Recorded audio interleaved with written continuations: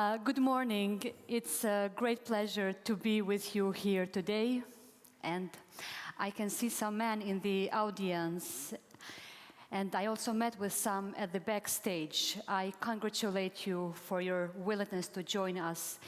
And I hope you are not here simply to impress your wives. Today, I want to share with you a story that brings light on my country and the journey which we have made as a nation. It was not an easy path. A constant struggle of existence, of resistance, of survival, of participation, of recognition. At the same time, it is one journey of hope and determination to overcome difficulties, to look towards the future. Of rebuilding amid the ruins of the bitter past that hangs over us as a reminder of a sequence of our painful history, of events that should have never happened, of tragedies that should never, ever be repeated. I will begin with the early 90s, which find the democratic world celebrating the victory of democracy in Europe. The fall of the Berlin Wall is followed by the fall of the Iron Curtain that had held people separated and isolated for decades. Captives of repressive regime that denied their citizens every right to live freely, to be the masters of their own fates, to live in peace, to fulfill their dreams and potential, to speak up and to think freely. The wind of change held with itself the promise that nowhere in the world can people be held in the grip of repression, fear, and poverty. Democracy won. Europe opened a new chapter that encouraged and celebrated the cooperation among peoples who had understood the need of reconciling old animosities into friendship, who had put their resources in the service of one another for the common welfare. Throughout Central and Eastern Europe, the communist regimes shook, and people rose up fearlessly, willing to lose everything in search of freedom, peace, and democracy. A wind of hope and of a brighter future was blowing. It seemed that at last Europe was closing its dark chapter. In fact, a part of Europe found peace, and we were all witnesses of its new beginning. But its most southeastern part, the Balkans, inched toward a very dark and bloody decade.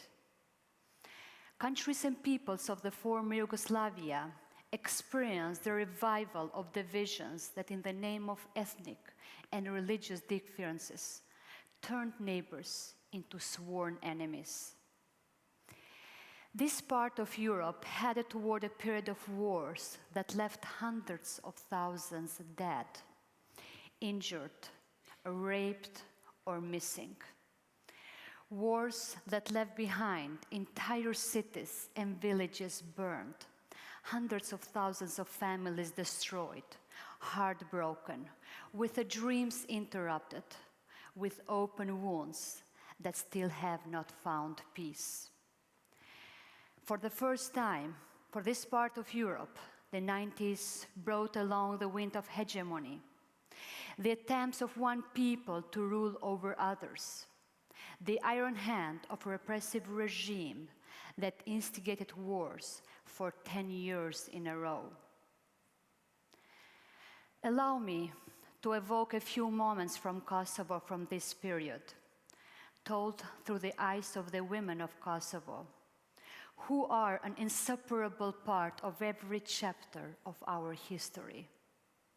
Stories that today define the identity of who we are, a reminder of the challenges that we faced as a society, and tremendous willingness and work we undertook to change it. These were very grim and difficult years of the people of Kosovo. Those were the years that followed the suspension of Kosovo's autonomy by the Serbian regime of Milosevic. These were times of a terrible repression, which brought the endless poverty and daily struggles to provide basic food to families across Kosovo. The people of my country are proud people. They put the care, respect, and honor of the family above everything. These values have always guided our society, and in many cases have defined its norm of behavior. In these difficult years, when my countrymen and women were deprived of the right to work because of their ethnicity, a group of journalists set to chronicle a dire poverty that had captivated Kosovo villages in one of the poorest and most isolated parts of Kosovo. They find themselves in a house, its bare floor and walls soaked wet from the previous night's snowfall. A faint light bulb shone the pale faces of the children and the doors of the closet, the only piece of the furniture in their room.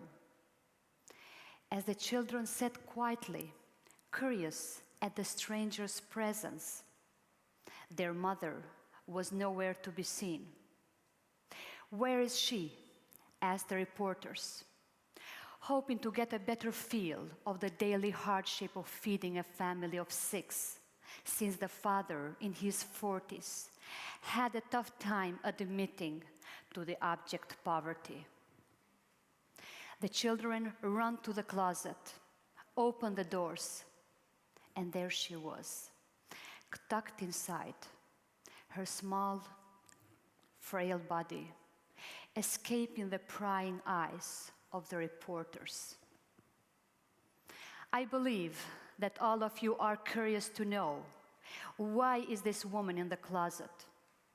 What is this woman hiding? Why did she run to the closet in a search of a brief escape? Poverty and deplorable conditions in which the family lived had stolen away her pride. We regard ourselves as noble and proud, but in times like these, we found ourselves stripped of our identity. We felt strangers in our own skin. Clearly, this was not the reality of every woman in Kosovo, but this story presents our common reality of the time, our saddening reality which we had found ourselves trapped. It is in March of 1998, when the whole state apparatus of Serbia stormed villages to revenge the emergence of Kosovo Liberation Army, the guerrilla force that fought for an independent Kosovo. And being a man in Kosovo at this time represented a great danger. Entire families in the villages in a part of Kosovo known as Drenica are under the siege.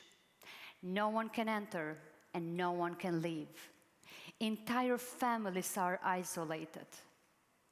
In these difficult days of March, in the street of capital city Pristina, the women have raised their voices against this great injustice, against this humanitarian catastrophe. These women have banded together, carrying loaves of bread in their hands, heading towards these villages under the siege. They were determined to walk 50 kilometers to send bread to these villages. And when stopped by the Serb police cordon, they raised their voice and shouted, "We have bread, not weapons, let us pass." It was the voice of these women who rose so loudly against this horror. This voice could no longer remain silent, could no longer hide itself in a closet. Despite the many attempts to dehumanize and silence her, they were not successful. Their voice was never silenced. Women during the war in Kosovo were the backbone of their families. There was nothing which could stop them to protect their families. There was nothing at any time which could make them surrender. These women became direct targets of torture, of beating, of sexual violence and abuse, means used as a weapon of war. Nearly 20,000 of them are estimated to have been raped during the war. This painful part of our history ended with the humanitarian intervention of NATO, with the liberation of Kosovo, with the initiation of building the institutions of Kosovo, with the rebuilding of the new, inclusive Kosovo. In 2000, only a few months after the war had ended, I joined the Kosovo police force. I have lived all my life in search of freedom and justice. Now was the time, the moment to take the responsibility and contribute in building a free society. As we start rebuilding the institutions of Kosovo, we were also rebuilding the trust of the people in these institutions. We knew we could earn this trust only by offering security and equal opportunities to everyone, regardless of their ethnicity, regardless of their gender. During the very first days, when I wore the police uniform, I faced with a pleasant surprise. People stopped us to tell us that the image of the women police officers changed their perception of an institution they once feared. We, the women police officers, helped make Kosovo Police become one of the most trusted institutions in the country, with the largest number of the women on the service. I feel privileged and proud to have been a member of this service, and the same mission guides me every day. The mission to serve the citizens of my country, to offer them the possibility to live in peace. As I continued my work in service to Kosovo and its citizens, I continued to stumble upon stories of inspiration. In my first days as the president of Kosovo, I met a very special group of the women from a village in Kosovo called Krusha. In this village, almost all the men were killed. The women who returned home after the war were not only left with a burden of an unimaginable pain of loss, but they were also left with a responsibility to head their household, to secure the livelihood of their families. These women broke every barrier to ensure the survival of their families by taking up roles which were traditionally held by men. They were able to transform the destroyed village and convert it into a village of women entrepreneurs. I choose to meet them, to feel the strength that women possess, the strength to move on, to build a better lives for their families. I felt the dedication and determination of a mother to overcome all types of difficulties and obstacles for a better today and for a brighter future for her children. Today, our struggles have not ended. Yet, these are strives of a free country, of a democratic society that wants to better itself. With the declaration of Kosovo an independent and sovereign state, Europe has finally found its peace. For the first time, we are masters of our own fate, and we have sworn to build a different Kosovo.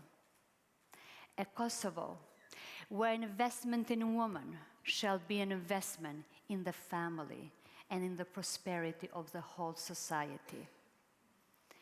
This new era of integration and participation, as never before in the history of mankind, is offering new opportunities for cooperation, where inclusiveness and diversity have become crucial. Around the world, countries and people historically divided or left on the outskirts through means of oppression, social tradition, or prejudice are taking their deserved places on the table. The struggle of the women of Kosovo still continue to take their deserved place on the decision-making table, to actively participate in the society, to integrate and play their role in this part of our history, as they have always done. By introducing a 30% quota, the women of Kosovo now represent 1/3 of Kosovo's parliament. At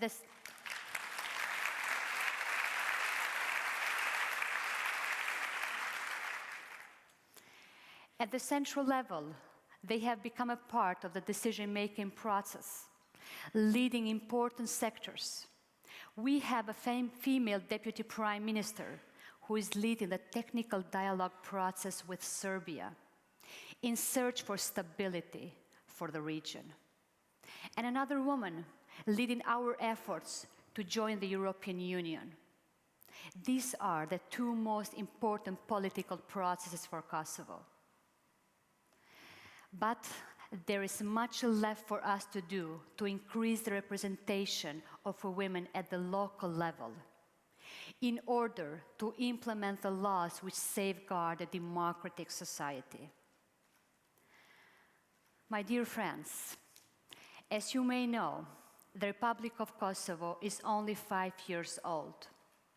We have a lot to learn and a lot to share with the world. Women are the pillars of the family, and that the progress of the society is directly linked to her emancipation.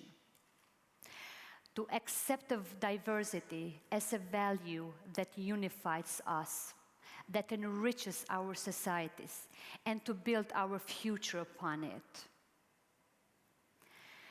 I am proud to be the first female president in the Balkans and the first woman president of Kosovo.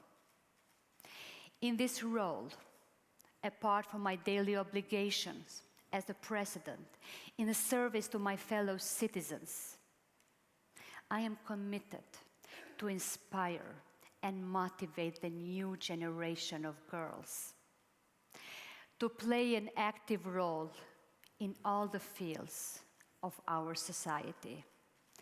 It comes naturally to all of us. I thank you very much for your attention.